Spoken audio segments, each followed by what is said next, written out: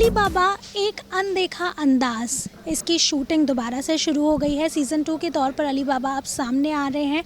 आइए जानते हैं कि क्या नए कैरेक्टर्स हमें इस बार देखने को मिलेंगे और किस तरह से ये दोबारा से शूटिंग कर रहे हैं। सो पहले सबसे ये जानने की कोशिश करेंगे, क्योंकि हमने आपको पहले भी देखा हुआ है सीज़न 1 में आप किस तरह से अपनी एनर्जी बिखेर रहे थे। इस बार किस तरह का आपका कैरेक्टर होने वाला है? कैरेक्टर तो कुछ भी चेंज नहीं हुआ है, ज़रीफ़ा ही है, बस हमारे अली बदल गए हैं और हम लोग बिल्कुल सेम हैं। वही एनर्जी रहेगी, वही जोश रहेगा और वही हम चाहेंगे कि अब और ज़्यादा अच्छा कर पाएँ और उनके साथ उनको सपोर्ट कर पाएँ, बिकॉज़ वो नए हैं। तो बस यही है। जी मैं भी यही कहूँगा कि अभी अली तो अली हैं, लेकिन अभी हम लोग नहीं पहचाने उन्हें।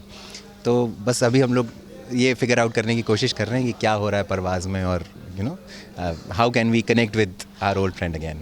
जी बट ये जो स्टोरी है जिसमें अली को बदल दिया गया है, जहाँ हम पहले सभी जानते थे कि शीज़ान थे और अब अभिषेक निगम उसे प्ले कर रहे हैं, किस तरह से स्टोरी में इसे दिखाया जाने वाला है? ये तो राइटर्स को पूछना पड़ेगा आपको, मुझे बिल्कुल आइडिया नहीं है स्टोरी का। Really I have no idea.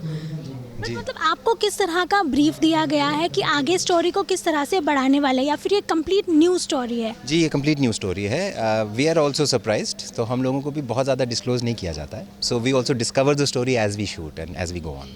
जी ऐसे में सारे ही कास्ट के लिए काफ़ी डिफ़िकल्ट सिचुएशन भी रही जब ये न्यूज़ भी सामने आई।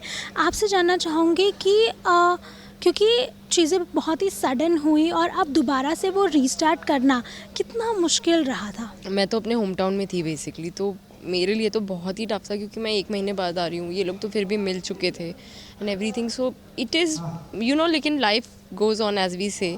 सो हमें भी एक्सेप्ट करनी पड़ती हैं चीज़ें। It is tough, we do feel bad, but we somebody has come into a family, we need to welcome him as well. So both sides of the coin is there. So मैं ज़्यादा नहीं बोल पाऊँगी। जी बहुत मुश्किल था। हम लोग पूरा हम लोगों का यूनिट ट्रॉमेटाइज था बहुत वक्त तक। और आई थिंक जब फिर काम शुरू हुआ, दोबारा शूट शुरू हुआ, सो उससे भी थोड़ी मदद हुई, क्योंकि हम लोग घर पे बैठे थे और यही सब हो रहा था, दिमाग में भी यही सब चल रहा था। नींद नहीं आती थी कुछ दिनों तक, तो मतलब परेशान थे इतने। तो काम करते करते थोड़ा सा रवानी आई और उससे भी आई थिंक थोड़ा सा डिस्ट्रैक्शन हुआ। So we were able to move on a little bit because of the work also. So जी मतलब अभी भी विश्वास नहीं होता है कि ये सब हो गया है। तो बस यही है कि मतलब द वर्क हेल्प्ड। हाँ, the work is helping. But क्योंकि हमने देखा था कि वो सेट पे भी किस तरह से रहा करती थी तनिषा, बहुत ही फ्रेंडली माहौल हुआ करता था। She is very soulful soul, I would say. बहुत ही डिफ़िकल्ट रहा होगा। What was that first thing, जब कितना धक्का लगा कि जब ये खबर आपने सुनी? I just met her, I think 3 दिन पहले जब ये इंसिडेंट हुआ। मैं अपने घर जा रही थी, वो मेरा शूट का मतलब उस समय का उस मंथ का लास्ट डे था।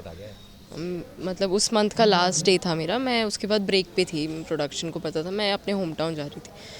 तो आई जस्ट रिमेंबर, और आज भी वो फ्लैश मुझे आता है कि I was sitting on that set and she came and she said oh hi Hunza, and she has this contagious smile कि अगर आप नहीं भी हंस रहे होगे और आपको नॉर्मल हाय कहना है तो भी आप नहीं कह पाओगे, आपको हाय हुंजा ही कहना, मतलब हाय तुनिशा ही कहना पड़ता है। सो इसलिए मतलब इट वाज़ वेरी कंटेजियस और मेरे लिए काफ़ी डिफ़िकल्ट हो रहा था जब मैं आई हूँ तो तब।